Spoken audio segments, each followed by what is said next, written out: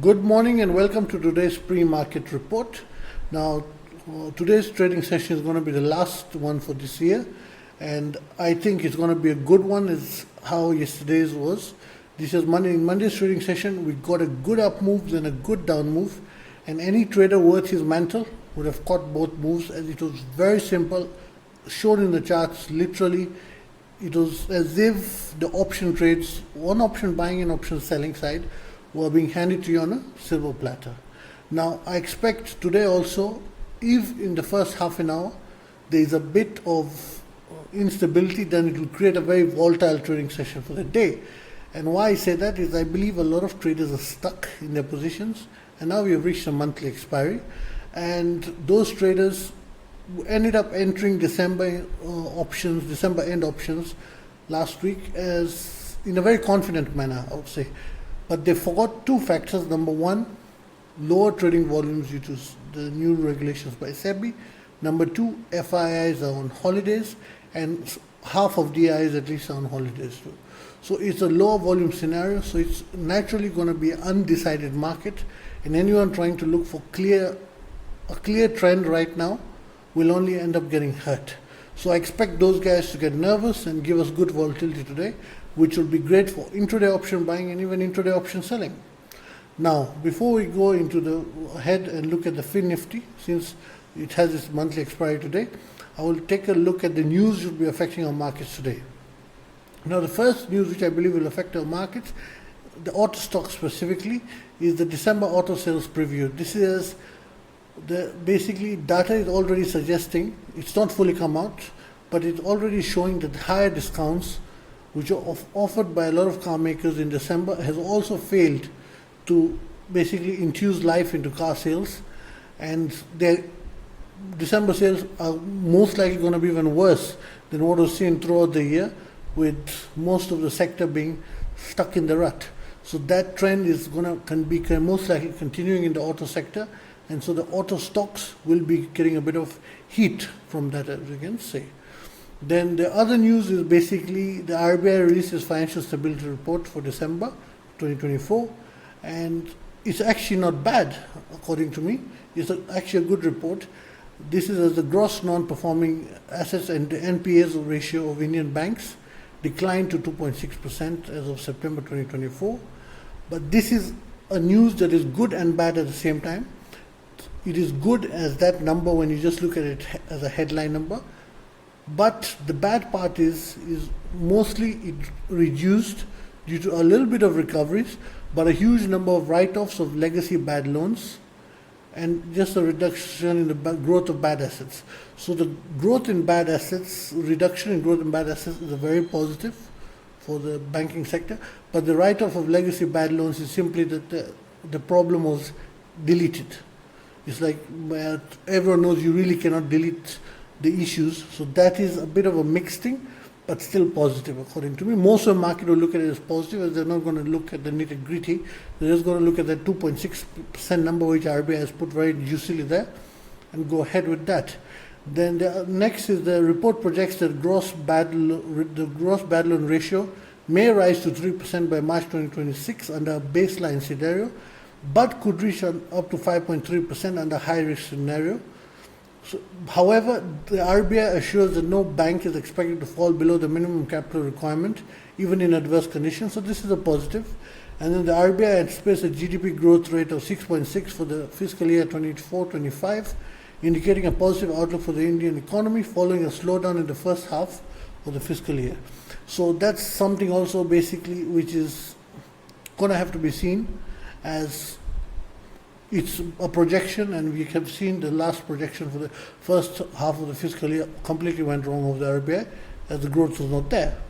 Then real positive, which according to me is in this report, is for NBFCs. Yes, the balance sheet of NBFCs have strengthened, with stress tests indicating that even under high risk scenarios, their capital requirements would remain well above the minimum needed level. So this is a big positive. So that's why I said at the beginning, I believe that financial stability report is good generally. There is naturally going to be some bad and some good, but it's nothing adverse. So that's really it on the news front. Now let's take a look at the FinNifty. I'll take a look at what option buyers and option sellers can do with it. Now, the FinNifty is in a scenario as similar to what I had said for the mid-cap Nifty expiry yesterday. In the mid-cap Nifty expiry yesterday, I had said that I will basically do option selling in mid-cap Nifty, but I'm not going to do option buying in it. The same comes for the FinNifty. For the FinNifty, I'm going to do very little option buying if need be, but I'm going to focus more on option selling. This is as I think if you're an option buyer, go to Nifty and BANKNIFTY, you'll make your money in a more peaceful way and a cleaner way with less hiccups. Or FinNifty, I think, because this is a monthly expiry, we've not had any weekly expiries, people have forgotten its traits.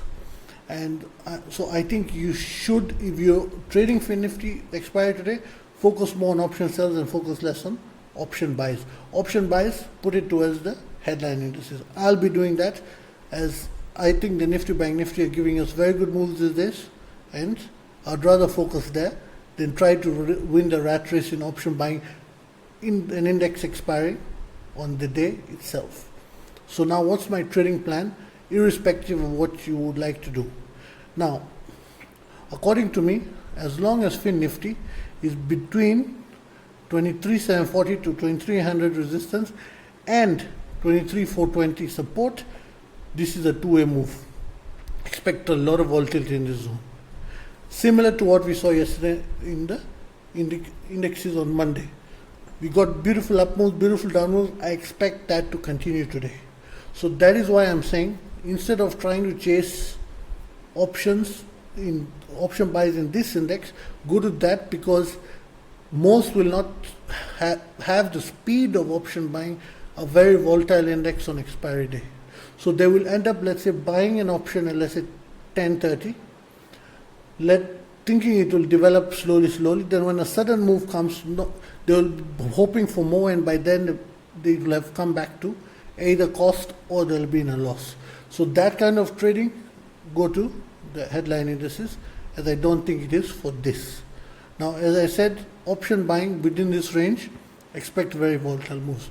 Only if it breaks above 23,800, we're going to get clean move to 23,920 and 24,040. On the other hand, if it breaks below 23,420, then it goes to 23,250.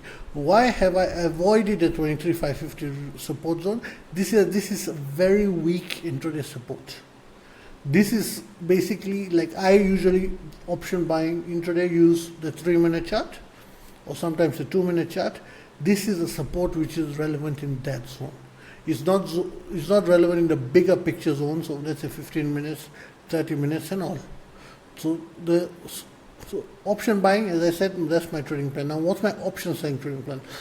Now, due to its duality, and I expect both up and down moves during the day, I'm going to sell both calls and puts at the same time. This week, in fact, from Friday, this has been my tune in all videos. I'm going to sell call and puts at the same time, because that's what the market has been. As I said at the beginning of this video, anyone looking for a clean one direction move in this low volume period of December is going to get whacked. So you have to sell both sides, and if you're aggressive option seller, then sell 23,800 and above calls and 23,420 and below puts. If you're cautious, go and sell calls above 23,900. I'm not saying 23,920, because 23,920 is you will end up going really out of the money. So 23,900 and above, and puts below, I'll say 23,250. Now, why I'm ready to go so out of the money on the put side is the risk is more due to the decline we have had, because if we get a strong resistance at this point again, we might head down in a very sharp manner. So that is why I'm going further away on the cautious side, on the put sell side. So, but which side am I going to choose? I will most likely be playing it an aggressive side. Since I'm going to be entering call and puts at the same time, I'm going to be entering them across the day. Naturally, as I always say, expiry day, you do get into profits pretty quickly as an option seller. So I will basically, as usual, either put a profit stop or a cost stop and keep adding up my position as the day goes along. And if one side gets cashed out, re-enter it again and do the same. So that is my trading plan for the FinNifty futures. Not complicated, but if you're an option buyer, go to the headline indices, forget this index. option seller, it's monthly expiry, so it's your one chance to get from it a good return, as the weekly expiries have been robbed from everyone's hands by the exchange, and so we have to make hay today basically. So that's it for today's video. If you liked it, then hit that like button and subscribe to the channel. And if you have any stocks that you'd like covered, then drop them in the comment section below. And if there's something worth discussing in them, they'll be covered in the upcoming videos. Thank you.